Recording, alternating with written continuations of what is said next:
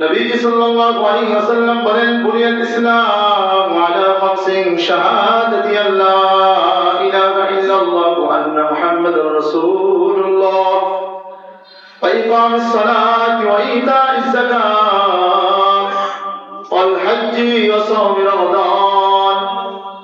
ইসলামের ভিত্তি, ইসলামের স্তম্ভ হলো পাঁচটি।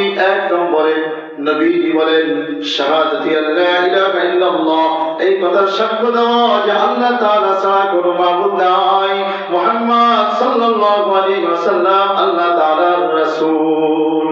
আমরা একবার সকলে পাঠ করি, আশহাদু আল্লা ইলাহা ইল্লাল্লাহ ওয়াহদাহু লা শারীকা লাহু ওয়া আশহাদু আন্না মুহাম্মাদান আবদুহু ওয়া রাসূলুহু। দুই নম্বরে বলা হচ্ছে ওয়া ইকামিস সালাত, নামাজ কায়েম করা, নামাজ প্রতিষ্ঠা করা, নিজে নামাজ পড়া, পরিবারকে নামাজ পড়ানো, সমাজের প্রতিটা মানুষের কাছে নামাজের দাওয়াত নিয়ে যাওয়া, প্রতিটা মানুষকে নামাজি বানায় দেওয়ার মাধ্যমেই নামাজ কায়েম করা। এখানে দুঃখজনক করে সত্য, আমরা জুমার নামাজ পড়তে এসেছি কিন্তু অনেকেই ফজরের নামাজ আজকে পড়ে, আছে না নাই? সুন্নাতে যখন সময় দেওয়া হয় আপনি কমপক্ষে এই 2 রাকাত ফরজ নামাজের কাজ আপনি করে নেবেন। أنت العليم الحكيم سبحانك لا علم لنا إلا ما علمتنا إنك أنت العليم الحكيم اللهم صل على محمد وعلى آل محمد كما صليت على إبراهيم وعلى آل إبراهيم إنك حميد مجيد اللهم بارك على محمد وعلى آل محمد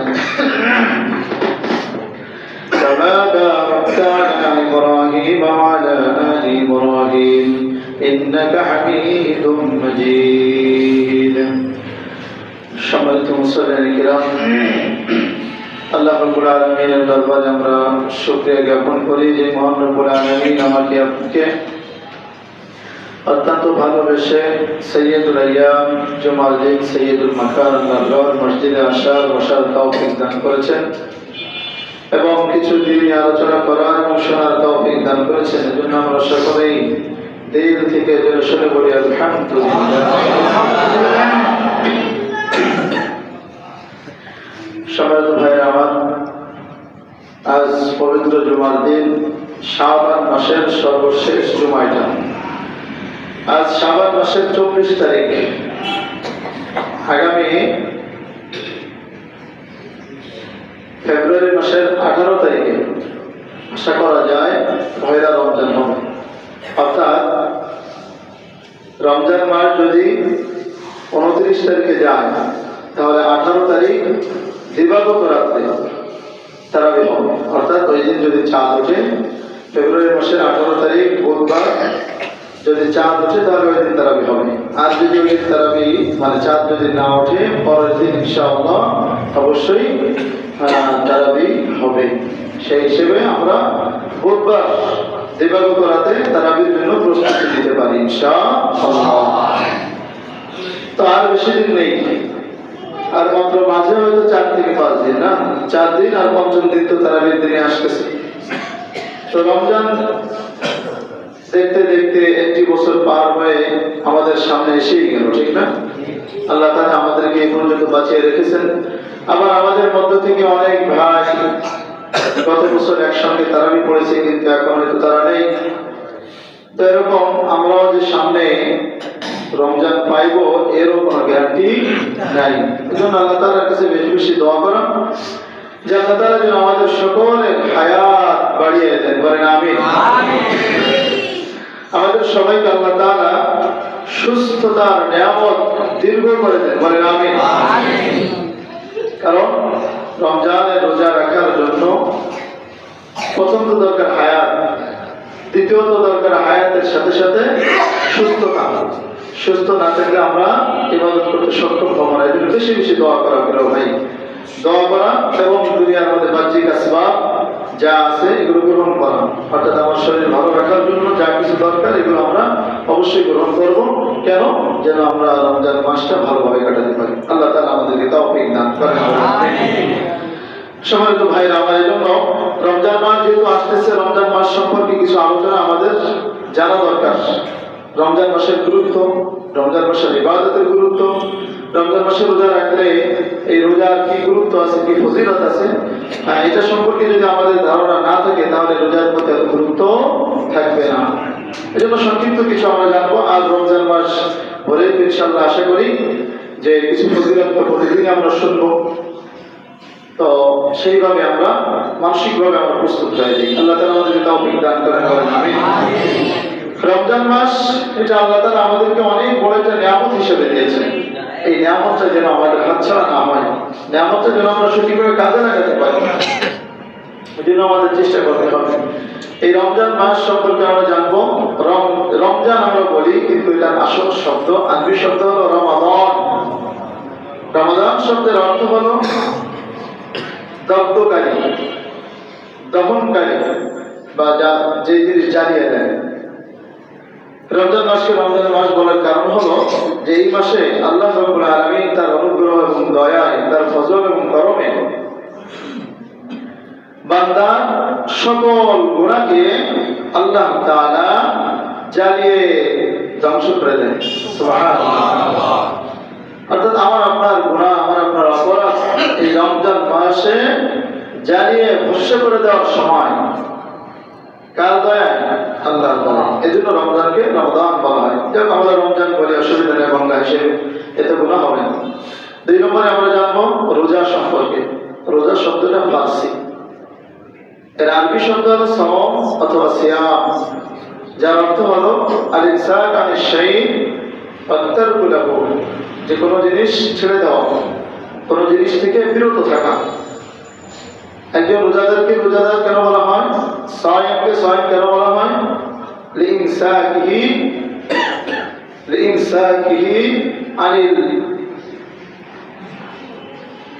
আনিল মাশরাবি ওয়াল মাতমাই ওয়াল মানকা।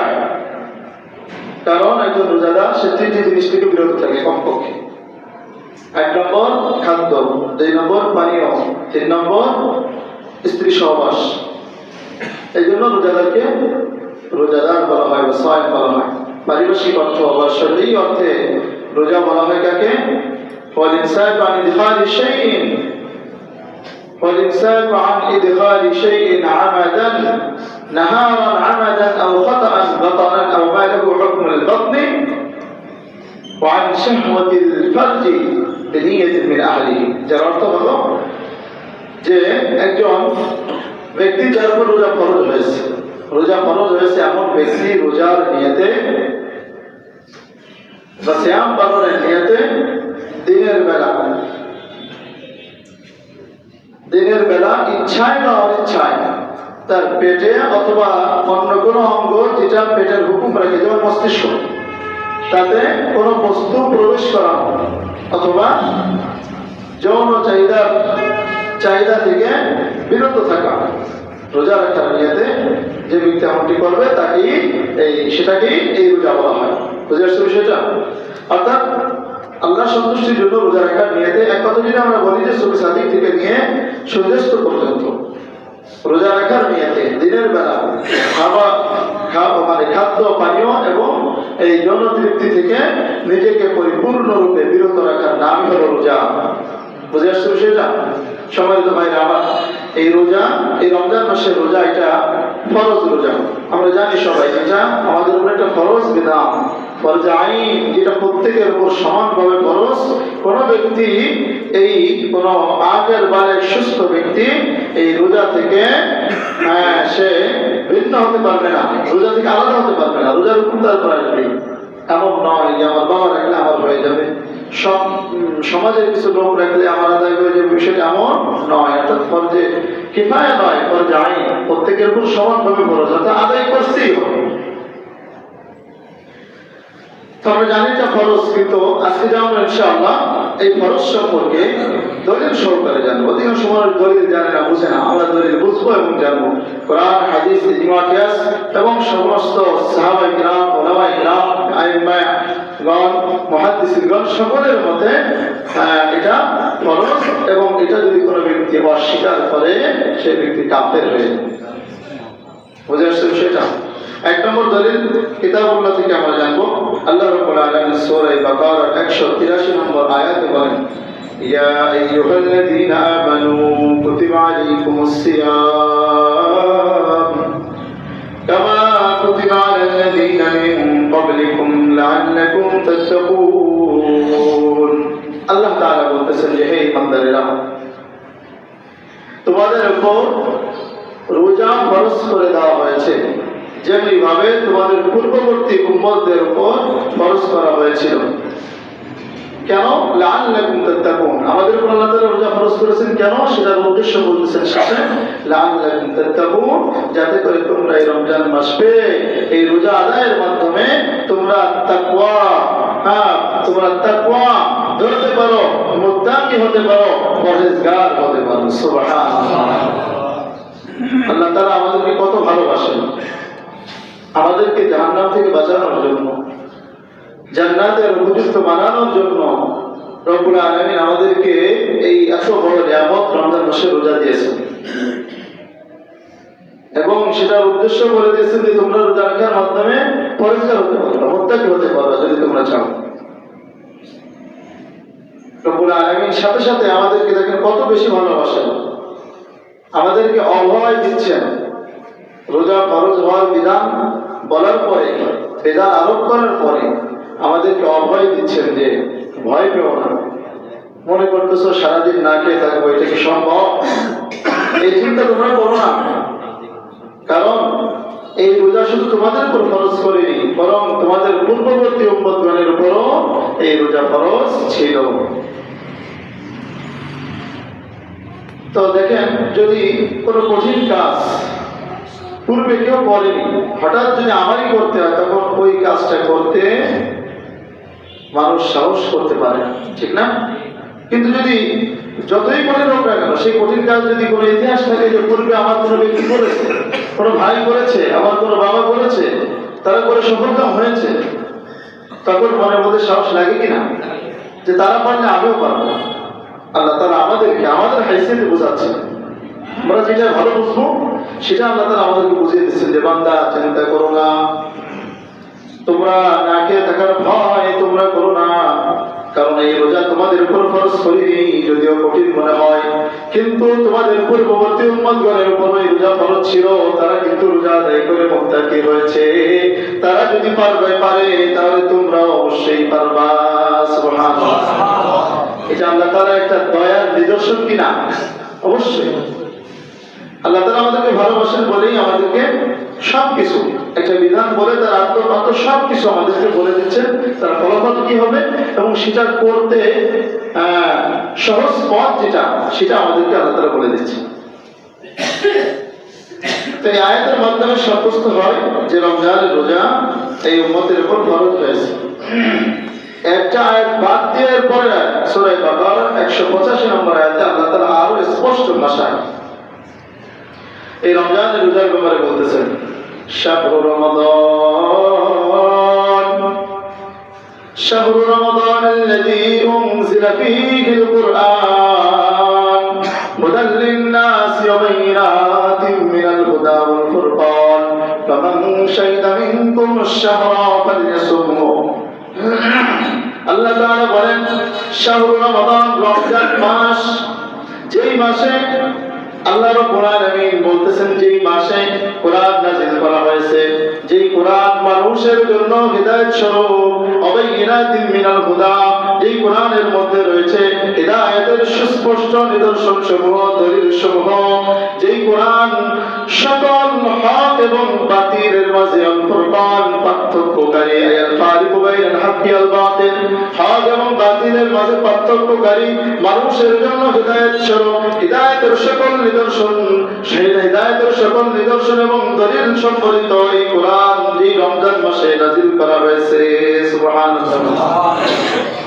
আমাদের যে জীবন বিধান নামক যে কিতাব আল্লাহ তাআলা আমাদেরকে দিয়েছেন, সেই কিতাবের নাম কি? আল কুরআন, আল কুরআনুল কারীম, আল কুরআনুল হাকীম, আল কুরআনুল মাজিদ। আমরা যেভাবে পড়ি না কেন, এই কোরআন নাযিল করা হয়েছে রমজান মাসে। এই কোরআনটা মানুষের জন্য হিদায়াত স্বরূপ। যেই ব্যক্তি এই কোরআন গ্রহণ করবে, যেই ব্যক্তি কোরআনের কাছে আসবে, কোরআন বুঝবে, কোরআন পড়বে, কোরআনের অনুযায়ী আমল করবে, ওই ব্যক্তি অবশ্যই অবশ্যই হিদায়াত পেয়ে যাবে। সুবহানাল্লাহ। চাই সে কাফের হোক, মুশরিক হোক, যেই হোক না কেন। আমরা ইতিহাস জানি, সিরাতের মধ্যে আমরা জানতে পেরেছি যে বহু কাফের, বহু মুশরিক কোরআনের সংস্পর্শে এসে তারা মুমিন হয়ে গেছে। অতএব কোরআন বোঝার দরকার আছে না নাই? যদি কোনো ব্যক্তি কোরআনের ধারের কাছে না আসে, কোরআন যদি বুঝতে চেষ্টা না করে, বুঝাতেও যদি না যায়, তাহলে ওই ব্যক্তি কোশ্চিনকালেও হিদায়াত পাবে না, বরং সে পথভ্রষ্ট হয়ে যাবে। ওই ব্যক্তি কোরআনের কাছে না আসার কারণে, কোরআন না বোঝার কারণে শয়তান তার কাছে দুনিয়ার মধ্যে যত খারাপ কাজ আছে, যত অন্যায় কাজ আছে, সবগুলো তার সামনে সৌন্দর্য মণ্ডিত করে তুলবে। সূরা নামলের মধ্যে আল্লাহ তাআলা বলেন, ওয়াযায়্যানা লাহুমুশ শাইতানু আমালাহুম ফাসাদ্দাহুম আনিস সাবিল ফাহুম লা ইয়াহতাদুন। শয়তান তাদের সামনে দুনিয়ার মধ্যে সব ধরনের অন্যায় কাজ তাদের সামনে সৌন্দর্য মণ্ডিত করে তোলে, সুন্দর করে তোলে। ওয়াযায়্যানা লাহুমুশ শাইতানু আমালাহুম ফাসাদ্দাহুম আনিস সাবিল, ফলে শয়তান তাদেরকে সিরাতে মুস্তাকিম থেকে, সরল পথ থেকে এদেরকে বিচ্যুত করে দেয়। ফাহুম লা ইয়াহতাদুন, ফলে তারা হিদায়াত প্রাপ্ত হয় না। প্রিয় ভাইরা আমার, তাহলে কোরআন এটা মানুষের জন্য হিদায়াত। যদি কোরআনের কাছে আমি আসি, যদি কোরআন আমি বুঝি, যদি কোরআন আমি পড়ি, তাহলে আমার এই কোরআন আমার জন্য হিদায়াত স্বরূপ। আল্লাহ তাআলা তাই বলতেছেন যে রমজান মাসের মধ্যে এই মানুষের জন্য হিদায়াত স্বরূপ এই কোরআন নাযিল করেছেন। কখন? এই রমজান মাসের মধ্যে। তাহলে রমজান মাস একটু শাহরুল মুবারক,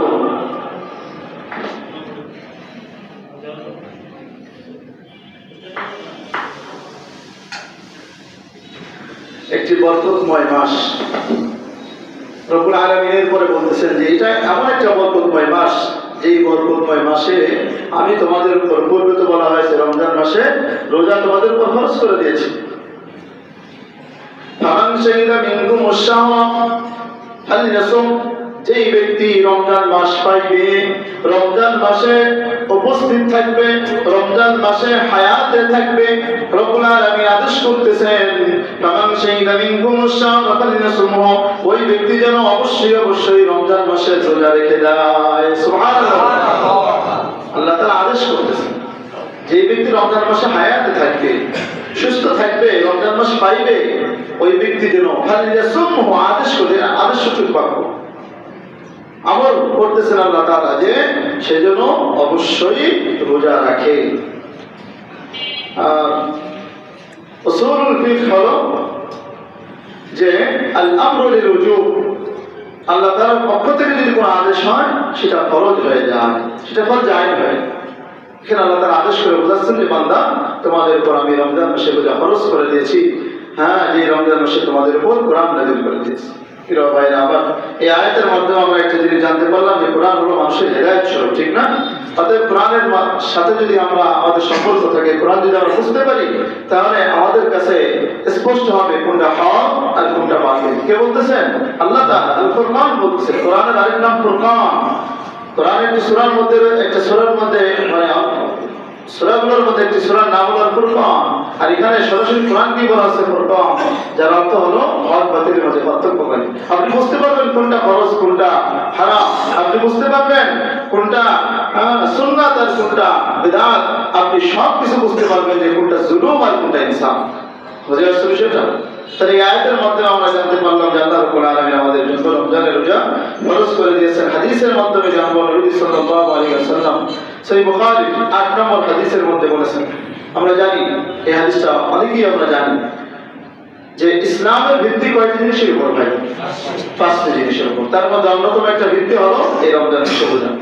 নবীজি সাল্লাল্লাহু আলাইহি ওয়াসাল্লাম বলেন, বুনিয়াল ইসলাম আলা খামসিন শাহাদাতি আল্লা ইলাহা ইল্লাল্লাহ ওয়া আন্না মুহাম্মাদুর রাসূলুল্লাহ ওয়া ইকামিস সালাতি ওয়া ইতাইজ যাকাত ওয়াল হজ্জি ওয়া সাওমি রমাদান। ইসলামের ভিত্তি, ইসলামের স্তম্ভ হলো পাঁচটি। এক নম্বরে নবীজি বলেন শাহাদাতি আল্লা ইলাহা ইল্লাল্লাহ, এই কথার সাক্ষ্য দেওয়া যে আল্লাহ তাআলা ছাড়া কোনো মাবুদ নাই, মুহাম্মদ সাল্লাল্লাহু আলাইহি ওয়াসাল্লাম আল্লাহ তাআলার রাসূল। আমরা একবার সকলে পাঠ করি আশহাদু আল্লা ইলাহা ইল্লাল্লাহ ওয়াহদাহু লা শারীকা লাহু ওয়া আশহাদু আন্না মুহাম্মাদান আবদুহু ওয়া রাসূলুহু। দুই নম্বরে বলা হচ্ছে ওয়া ইকামিস সালাত, নামাজ কায়েম করা, নামাজ প্রতিষ্ঠা করা, নিজে নামাজ পড়া, পরিবারকে নামাজ পড়ানো, সমাজের প্রতিটা মানুষের কাছে নামাজের দাওয়াত নিয়ে যাওয়া, প্রতিটা মানুষকে নামাজি বানায় দেওয়ার মাধ্যমেই নামাজ কায়েম করা। এখানে দুঃখজনক করে সত্য, আমরা জুমার নামাজ পড়তে এসেছি কিন্তু অনেকেই ফজরের নামাজ আজকে পড়ে, আছে না নাই? সুন্নাতে যখন সময় দেওয়া হয় আপনি কমপক্ষে এই 2 রাকাত ফরজ নামাজের কাজ আপনি করে নেবেন। অনেক ঘটনা আছে তো, গত জুমায় পড়ে গেছে, মাঝখানে নামাজ বলতে কি এটা বোঝে নাই, এটার কোনো খোঁজখবর নাই, আজকে আবার জুমা পড়তে এসেছে। আল্লাহ তাআলা এরকম কবর পড়া হওয়া থেকে আমাদেরকে হেফাজত করুন, বলেন আমিন। তাহলে হাদিসের মধ্যে বলেছে যে প্রথমে ঈমান, 2 নম্বরে নামাজ প্রতিষ্ঠা করা, যে দুটির ব্যাপারে সকলেই সমান, কোনো পার্থক্য নাই, ধনী গরিব কোনো পার্থক্য নাই, প্রত্যেকের উপরে টানতেই হবে, আগে ঈমান এরপরে নামাজ। 3 নম্বর হলো ইতাইজ যাকাত, ধনীদের উপর আল্লাহ তাআলা যাকাত ফরজ করে দিয়েছেন। এইজন্য অনেক হতভাগা আছে, সম্পদ আছে, কোটি কোটি টাকার সম্পদ, কিন্তু যাকাত দেয় না, আছে না নাই? এই মুসলমান, যাকাত যদি না দাও তোমার এই সম্পদ কিন্তু ধ্বংস হয়ে যাবে। দুনিয়ার মধ্যে তুমি যদি যাকাত দাও তোমার সম্পদ বৃদ্ধি পাবে, আর যদি তুমি যাকাত না দাও আল্লাহ তাআলা তোমার এই সব সম্পদ ধ্বংস করে দিবে। যাকাত দিতে হবে। 4 নম্বর হজ্জুল বাইত, যাদের সামর্থ্য আছে জীবনে একবার হলেও হজ করতে হবে। আসামি রমাদান, 5 নম্বরে বলা হলো রমজান মাসে রোজা রাখা। তাহলে এটার মধ্যে আমরা জানলাম যে 5টি ভিত্তি যদি কোনো ব্যক্তির মধ্যে না থাকে তাহলে সে কাফের হয়ে যাবে। 5টি নয়, যদি 5টির কোনো একটি যদি না থাকে ওই ব্যক্তি বেশি দিন ইমানদার থাকবে না। আর যদি কোনো একটি অস্বীকার করে বসে তাহলে সাথে সাথে সে বেঈমান হয়ে যাবে। প্রিয় ভাইরা আমার, এই 5টি জিনিস আমাদের মধ্যে আমরা ধারণ করবো। তো এখান থেকে জানতে পারলাম রোজা ফরজ করা হয়েছে। আর একটা হাদিসের মধ্যে নবী সাল্লাল্লাহু আলাইহি ওয়াসাল্লাম 5টি জিনিসের আদেশ করেছেন, তার মধ্যে একটা হলো রমজান মাসের রোজা। নবীজি বলেন ইত্তাকুল্লাহ রাব্বাকুম, তোমাদের রব আল্লাহ তাআলাকে ভয় করো। আমাদের রব কি? আল্লাহ। ভয় করব কাকে? আল্লাহকে। একমাত্র আল্লাহ তাআলাকে ভয় করার আদেশ করতেছেন কে? নবীজি সাল্লাল্লাহু আলাইহি ওয়াসাল্লাম। ইত্তাকুল্লাহ রাব্বাকুম, তোমাদের রব আল্লাহকে ভয় করো। অসল্লু খামসাকুম, 5 ওয়াক্ত নামাজ পড়ো দৈনিক। 5 ওয়াক্ত নামাজ পড়ো। সোম রমাদান, রমজান মাসে রোজা রাখো। অসোম রমাদান, রমজান মাসে তোমরা রোজা রাখো। ওয়াদু যাকাত আমওয়ালিকুম, যাকাত তোমাদের সম্পদের, তোমাদের মালের যাকাত প্রদান করো।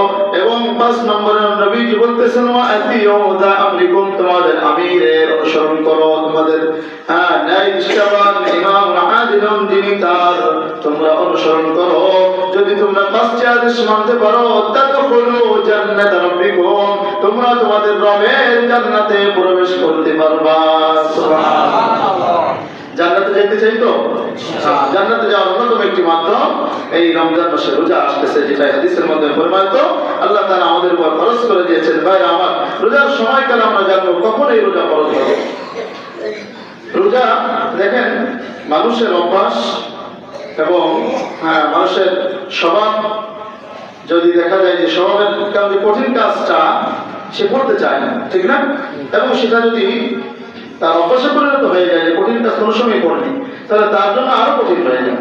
তাই আল্লাহ তাআলা এই রমজান মাসের রোজাকেও একবারে ফরজ করেননি, একটু ধাপে ধাপে ফরজ করেছেন। 1 নম্বর ধাপ হলো, প্রথম ধাপে আল্লাহ তাআলা বলেছেন যে রোজা রাখবো, যে পারবা সে রোজা রাখবা, আর যে পারবা না, যার মন চায় না সে রোজা রাখবে না, কিন্তু সে এক একটা রোজার পরিবর্তে গরিব মিসকিনকে দৈনিক 1 বেলা 2 বেলা খাওয়াই দেবে। মানে সুযোগ দিয়েছেন যে রোজা রাখবো অথবা এক একটা রোজার পরিবর্তে একটু গরিব মিসকিনকে খাওয়া, এই সুযোগ দেওয়া হয়েছে। এটা কিছুদিন পরে আল্লাহ তাআলা এই রোজার বিধান আরো কঠোর করে দিলেন যে রোজা রাখবা, তবে এখানে একটা নিয়ম হলো যে যদি কোনো ব্যক্তি ইফতার করার আগে যদি কোনোভাবে ঘুমিয়ে পড়ে পরদিন আর সেই ইফতারের আগ পর্যন্ত কিছুই খেতে পারবে, কঠোর হয়ে গেল। এরপরে কিছুদিন পরে আমরা বর্তমান যেটা জানি, যেটা আমাদের চলতেছে কেমন পর্যন্ত যেটা চলবে, এই রোজার যে সিস্টেম আমরা তার আবশ্যক করে দিয়েছেন, বলে যে রোজা রাখা আবশ্যক হবে এই সুবে সাদিক থেকে নিয়ে সূর্যাস্ত পর্যন্ত তোমরা আহার থেকে তারপর সহবাস ইত্যাদি থেকে যৌন তৃপ্তি থেকে বিরত থাকবা, গুনাহ থেকে বিরত থাকবা, আল্লাহ তাআলার ইবাদত করবা, এগুলোর মাধ্যমে রোজা পালন করা হবে কেমন পর্যন্ত এই অবস্থায় বহাল থাকবে। এইভাবে আল্লাহ তাআলা ধাপে ধাপে রোজা ফরজ করেছেন। কখন? এই ধাপে ধাপে ফরজ করার সর্বশেষ দ্বিতীয় হিজরিতে। কত হিজরিতে? দ্বিতীয় হিজরিতে আল্লাহ তাআলা দেখলেন যে এরা প্রথমে ঈমানে অভ্যস্ত হবে, এরপরে নামাজে অভ্যস্ত হবে। নামাজ কিন্তু হিজরতের 1 থেকে 1.5 বছর আগে ফরজ হয়েছে। এরপরে হিজরতের দ্বিতীয় বছর, হিজরত পরবর্তী দ্বিতীয় বছর বা দ্বিতীয় হিজরিতে এই রোজা ফরজ করে দেওয়া হয়েছে, যাতে মানুষ ওই দুইটা অভ্যস্ত হয়ে গেলে এটাও তাদের জন্য সহজ হয়ে যাবে। সুবহানাল্লাহ। আল্লাহ তাআলা আমাদেরকে একবারে সবচেয়ে পাই দেন, আস্তে আস্তে আমাদেরকে সহনীয় করে মানে বিধান দিয়েছেন। বাইরে আমার তো এই রোজা আমাদের রাখার জন্য প্রস্তুত থাকতে হবে, পারবো ইনশাআল্লাহ। আল্লাহ তাআলা তৌফিক দান করেন। রোজা দেখেন রমজান মাসে ইবাদতের বহুত ফজিলত। একটা হাদিসের মধ্যে আছে যে নবী সাল্লাল্লাহু আলাইহি ওয়াসাল্লাম বলেন যে, সংক্ষেপে বলি যে শাহরুল মুবারক, রমজান হলো তোমাদের জন্য বরকতময় মাস, রহমতের মাস। দেখো তোমরা রমজান মাসে যদি কোনো ব্যক্তি মান তাকাররাবা বিখাসরাতিন কানা কামান আদ্দা লাহু ফরিদাতান, যে কোনো ব্যক্তি যদি রমজান মাসে একটি নফল আদায় করে ওই ব্যক্তিকে আল্লাহ তাআলা একটি ফরজ ইবাদত করার সওয়াব দান করেন। সুবহানাল্লাহ। অনুরূপভাবে যদি কোনো ব্যক্তি মান আদ্দা ফরিদাতান কানা কামান আদ্দা 70 ফরিদাতান, যদি কোনো ব্যক্তি একটা ফরজ ইবাদত করে ওই ব্যক্তিকে আল্লাহ তাআলা 70টা ফরজ ইবাদত করার সওয়াব দান করেন। সুবহানাল্লাহ। এজন্য রমজান মাসে অনেক ফজিলত রয়েছে। নবী সাল্লাল্লাহু আলাইহি ওয়াসাল্লাম হাদিসে শেষে আরো বলেন যেটা হলো শাহরুস সাবরি, শাহরুল মুওয়াসাতি, যেটা হলো সবরের মাস, সহমর্মিতার মাস। একজন আরেকজনের প্রতি সহমর্মী হবে, সহানুভূতিশীল হবে, এবং আর এই সবরের প্রতিদান সাওয়াবুস সাবরি আল জান্নাহ, সবরের প্রতিদান একমাত্র জান্নাত। সুবহানাল্লাহ। হাদিসের শেষে আরো বলেন যে আউয়ালুহু রাহমাতুন ওয়া আওসাতুহু মাগফিরাতুন ওয়া আখিরুহু ইতকুম মিনান নার। রমজান শুরু ভাগ হলো রহমত, মাঝের ভাগ হলো মাগফিরাত, আর শেষের ভাগ হলো নাজাত, জাহান্নাম থেকে মুক্তি। যদিও পুরো রমজানের মধ্যে রহমত, নাজাত এবং মাগফিরাত রয়েছে, যেগুলো বিভিন্ন হাদিসের মাধ্যমে বোঝা যায়। তো এই রমজানকে আল্লাহ তাআলা আমাদেরকে দিয়েছেন কেন? আমরা যেন নাজাত পাই, আমরা যেন মাগফিরাত পাই, আমরা যেন আল্লাহর রহমত পেয়ে যাই। এজন্য পারবো না ইনশাআল্লাহ রমজানের জন্য প্রস্তুতি নিতে, রমজানের পরিপূর্ণরূপে আমরা এই করে থাকবো। আরেকটা হাদিস, আমরা এই হাদিসের শেষেই নবীজি বলেন মান ফাত্তারা সাইমান, যদি কোনো ব্যক্তি একজন রোজাদারকে ইফতার করায়, নবীজি সাল্লাল্লাহু আলাইহি ওয়াসাল্লাম বলেন কানা মাগফিরাতুন লিযুনুবিহি, ওই ব্যক্তির জন্য তার যত গুনাহ রয়েছে সকল গুনাহের মাগফিরাতের ঘোষণা দিয়ে দিলাম। সুবহানাল্লাহ। যত গুনাহ রয়েছে আপনি একজন রোজাদারকে ইফতারি করানোর মাধ্যমে আপনার গুনাহ মাফ হয়ে যায়। সুবহানাল্লাহ। শুধু তাই নয়, ওই ব্যক্তি রোজা রেখে যে সওয়াব পেয়েছে আপনি ইফতার করানোর মাধ্যমে তার সমান সওয়াব আপনি পাইবেন, রোজাদারের সওয়াব থেকে একটু কম হবে না। আর যদি বলি সুবহানাল্লাহ। সাহাবীরা বলেন লাইসা কুল্লুনা ইয়াজিদু মা ইফতিরুস সাইম, আমাদের মধ্যে এমন কেউ নাই যে তার এমন সম্পদ আছে যা দ্বারা কাউকে ইফতার করাইবে। নবীজি বলেন ইউতিল্লাহু হাদাত তাওয়াব, আল্লাহ তাআলা সব ওই ব্যক্তিকে দান করবেন মান ফাত্তারা সাইমান, যে ব্যক্তি কোন রোজাদারকে ইফতার করাবে বিতামারাতিন, একটা খেজুরের মাধ্যমে, আও বিশরবাতিন, এক ঢোক পানির মাধ্যমে, আও বি লাযকাতিন, অথবা লাযকাতিন মিন লাবানিন, অথবা তাকে এক ঢোক দুধ পান করানোর মাধ্যমে ইফতার করাইবে, ওই ব্যক্তিও এমন সমান সওয়াব পেয়ে যাবে। সুবহানাল্লাহ। প্রিয় ভাইরা আমার, এর চেয়ে আর কিছু লাগে? কি বলেন? আপনি এই এক মাসে, রমজান মাসে 30টা রোজা রেখে আপনি চাইলে, এই মসজিদে আমার সিস্টেম আছে যে আপনি চাইলে 3000 রোজার সওয়াব করতে পারবেন। সুবহানাল্লাহ। কিভাবে? এখানে মাশাআল্লাহ এখানে ইফতারির ব্যবস্থা হয় প্রত্যেক রমজানে। তো এখানে যদি আমরা সবাই টাকা দিয়ে যদি শরীক থাকি, তাহলে দেখা যাবে যে যদি দৈনিক কমপক্ষে 100 জন লোক যদি ইফতার করে, 100 জন লোক যদি রোজাদার তারা ইফতার করে, আপনি দৈনিক 100 জনের সব পেয়ে যাচ্ছেন। আপনি 30 দিয়ে পূরণ দেন, কত হয়? 3000 তো হয় কমপক্ষে, আর যদি বেশি হয় তো কমপক্ষে 3000 রোজা রাখার সব, আর আপনার 30টা রোজা, 3030টা রোজা রাখার সব পেয়ে যাবেন। হ্যাঁ, সামান্য কিছু হালাল টাকার মাধ্যমে, কিছু অর্থ ব্যয়ের মাধ্যমে, এখানে শরীর থাকার মাধ্যমে। এই জন্য দরকার আছে না না এটা? হ্যাঁ, আমরা একটু মানসিকভাবে প্রস্তুত থাকবো যে এটা দেওয়ার জন্য। ভাইরা আমার, এই রমজান মাসের বহু ফজিলত রয়েছে। হাদিসের মধ্যে আছে ইদা দাখালা শাহরু রমাদান ফুতিহাত আবওয়াবুস সামা ওয়া গুলিকাত আবওয়াবু জাহান্নাম ওয়া সিলসিলাতুশ শায়াতিন। হ্যাঁ, যখন রমজান মাস আসে সেই বুখারীর হাদিস, তখন এই আসমানের দরজাসমূহ খুলে দেওয়া হয়। সুবহানাল্লাহ। জাহান্নামের দরজাগুলো বন্ধ করে দেওয়া হয়। সুবহানাল্লাহ বলে আল্লাহ। আর মানুষ যেন গুনাহ করতে না পারে, এজন্য সকল সিলসিলাতুশ শায়াতিন, সব শয়তানকে শিকলবদ্ধ করে দেওয়া হয়। সুবহানাল্লাহ। আল্লাহ তাআলা আমাদেরকে কত ভালোবাসেন। আর একটা হাদিস কুরআন মধ্যে পড়েছিলাম যে নবী সাল্লাল্লাহু আলাইহি ওয়াসাল্লাম বলেন, মান সামা রমাদান ঈমানান ওয়া ইহতিসাবান গুফিরা লাহু মা তাকাদ্দামা মিন যামবি। যেই ব্যক্তি রমজান মাসে রোজা রাখবে ঈমান অবস্থায় এবং সওয়াবের নিয়তে, আল্লাহর সন্তুষ্টির নিয়তে, গুফিরা লাহু মা তাকাদ্দামা মিন যামবি, ওই ব্যক্তির পূর্বে, ওই ব্যক্তির জীবনে আজকের আগ পর্যন্ত, রমজানের আগ পর্যন্ত যত গুনাহ সে করেছে সকল গুনাহ আল্লাহ তাআলা মাফ করে দিয়েছেন। আর হাদিসের মধ্যে আছে যে ওই ব্যক্তি কেমন যেন রমজান শেষ হয়ে গেল, রমজান মাস আদায় করলো, রমজানের রোজা আদায় করলো, এর মাধ্যমে কেমন যেন সদ্য ভূমিষ্ঠ নিষ্পাপ শিশুর মতো হয়ে গেল। যা শুনলাম ভাইরা আমার, এগুলোর উপরে আমল করে আমরা যেন রমজানের প্রস্তুতি নিতে পারি, রমজানের পরিপূর্ণ হক আদায় করে যেন আমরা ইবাদত করতে পারি, মুত্তাকি পরেজগার হতে পারি। আল্লাহ তাআলা আমাদের তৌফিক দান করেন। আমিন।